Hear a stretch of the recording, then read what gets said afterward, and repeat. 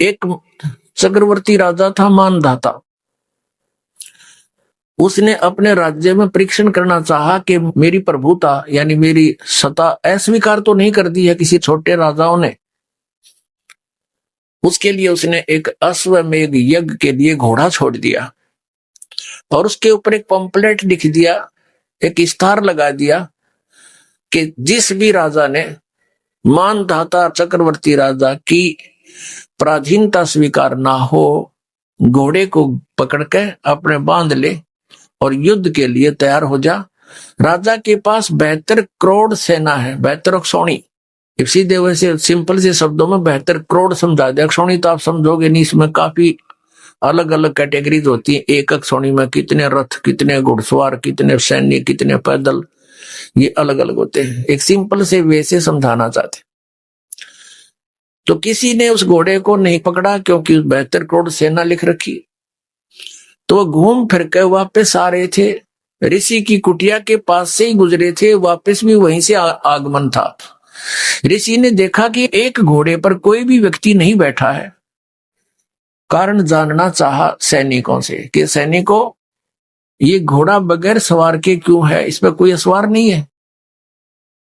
तब उन सैनिकों ने डिटेल बताई कि ये घोड़ा चक्रवर्ती राजा मानधाता का है और इस कारण से हमने इसको छोड़ रखा है। इसके आगे पंपलेट पर लिखा है ऐसे ऐसे। तो ऋषि के मन में आई कि राजा का अभिमान हो गया, ये पूरी पृथ्वी पर घूम आया और इसके घोड़े को यानी युद्ध को स्वीकार करने वाला कोई नहीं, इसकी अकल ठिकाने लानी चाहिए। ये मन में प्रेरणा होगी उस ऋषि के। अपने आत्माओं, ये इस काल का जाल है जो गीता ज्ञान बोल रहा है। ये काल है, ब्रह्मा विष्णु महेश का ये पिता है। ये कभी किसी को शिव रूप में दर्शन दे देता है तो सदा शिव कहलाता है। इसी को ये अनजान लोग परम ब्रह्म बोलते हैं। ये क्या करता है, जैसे उस ऋषि ने वेदों अनुसार साधना की, ब्रह्म की, ओम नाम ब्रह्म का जाप है, तो उससे इसमें सिद्धियां आ गई। परमात्मा प्राप्ति हो ही नहीं सकती, इसने स्पष्ट कर रखा है। तो इसके हाथ में रिमोट है। वहां ऋषि में प्रेरणा कर दी काल ने कि इसकी अकल ठिकाने लानी चाहिए, इसमें अभिमान गणा हो गया। तो ऋषि ने कहा सैनिकों से कि सैनिकों, भाई मैंने तुम्हारे राजा का युद्ध स्वीकार कर लिया। अब सैनिक कहने लगे, रे कंगाल, तेरे दाने खाने को नहीं और तू युद्ध करेगा मानधाता चक्रवर्ती राजा के साथ? तेरी क्यों सामत आई है? अपनी रट ले राम, और कोई दिन सांस लेने तने। अब वो कहने लगा ऋषि के, भाई मेरे भाग में ऐसा ही लिखा है और मैंने ये युद्ध स्वीकार कर लिया। घोड़ा पकड़ लिया और बांध दिया वृक्ष के जिसका कुटिया छाई थी। अब सैनिक गए राजा के पास, नमक मिर्च लगाया कि आज एक व्यक्ति की हिम्मत बनी है आपके घोड़े को पकड़ने की, कल को दूसरा मुंह उठाएगा राजन, इसका बुराई का शुरुआत में ही एंड कर देना चाहिए। तो राजा ने भेज दी अपनी 72 अक्षौणी सेना की, 72 करोड़ सेना की 4 विभाग कर दिए, 4 टुकड़ी बना दी। प्रथम टुकड़ी भेज दी एक चुनक ऋषि को मारने के लिए। उधर से ऋषि ने जो सारे जीवन में डले डोए थे, ओम नाम का जाप और हठियो किया था, ब्रह्म साधना की थी, उससे उसने अपनी सिद्धियों से 4 पुतली बना दी। पुतली संत भाषा में पुतली और अंग्रेजी भाषा में एटम बम। वचन की जो शक्ति है, इन परमाणु परमाणु का इसका आगे कोई अस्तित्व नहीं है। परमाणु बम वगैरह कोई भी, तो ये अध्यात्म शक्ति बहुत प्रबल है। तो 4 एटम बम बना दिए, एक पुतली छोड़ दी और उसने बहुत रूप धारण कर लिए और मानधाता चक्रवर्ती के 18 करोड़ सेना का कत्लेआम कर दिया। राजा ने दूसरी टुकड़ी भेज दी, ऋषि ने दूसरी एटम बम छोड़ दिया। कहने का भाव यह है कि उस मानधाता चक्रवर्ती राजा की 72 करोड़ सेना का नाश कर दिया उस चुनक ऋषि ने, उस ज्ञानी आत्मा ने अपने आत्मा। अब गीता ज्ञानदाता इसलिए कह रहा है कि मेरी भक्ति से, मेरी साधना से न तो जन्म मरण समाप्त हो सकता, जरा मरण का एंड नहीं हो सकता, और मेरी साधना इसलिए अनुत्तम है कि ये ज्ञानी आत्मा है तो उद्धार समर्पित है, लेकिन ये मेरे वाली अनुत्तम गति में ही सचित रहे, ब्रह्म तक की साधना करते रहे, और ये अनुत्तम है, इसमें तो ये कुबाड़े करेंगे ये,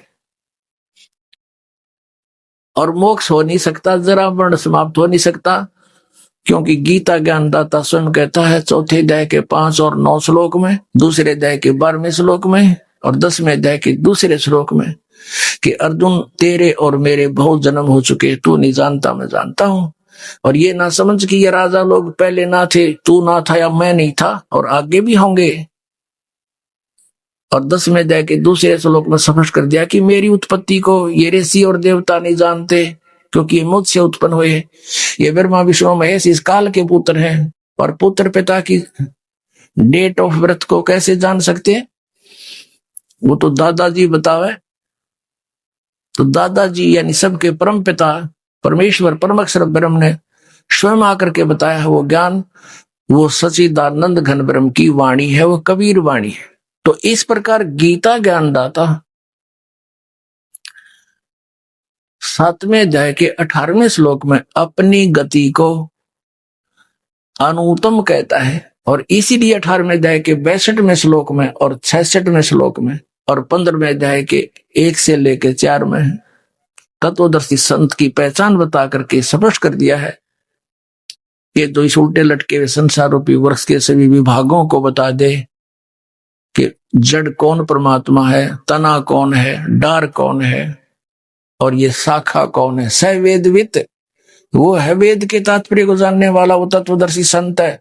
तो परमेश्वर स्वयं आते हैं अपने ऋग्वेद मंडल नंबर 9 और सूक्त नंबर 86 के मंत्र 26 और 27 में, ऋग्वेद मंडल नंबर 9 सूक्त 82 के 1, 2, 3 में, ऋग्वेद मंडल नंबर 9 सूक्त 20 मंत्र 1 में, ऋग्वेद मंडल नंबर 9 सूक्त 1 मंत्र 8, 9 में, ऋग्वेद मंडल नंबर 9 और सूक्त 96 यानी 96 के मंत्र 16 से लेकर 20 में, ऋग्वेद मंडल नंबर 9 सूक्त 94 यानी 94 के मंत्र 1 में आपको दिखाएंगे, और पहले भी बहुत बार दर्शन रूबरू कराया आपके। उनमें स्पष्ट किया है कि परमात्मा ऊपर सतलोक में रहता है, उस तीसरे मुक्ति धाम में धूलोक में तेजो में स्थान पर रहता है, और वहां राजा के समान, जैसे राजा अपने सिंहासन पर विराजमान होता मुकुट उकुट पहन के, ऐसे वो परमात्मा राजा के समान वहां देखा जाता है।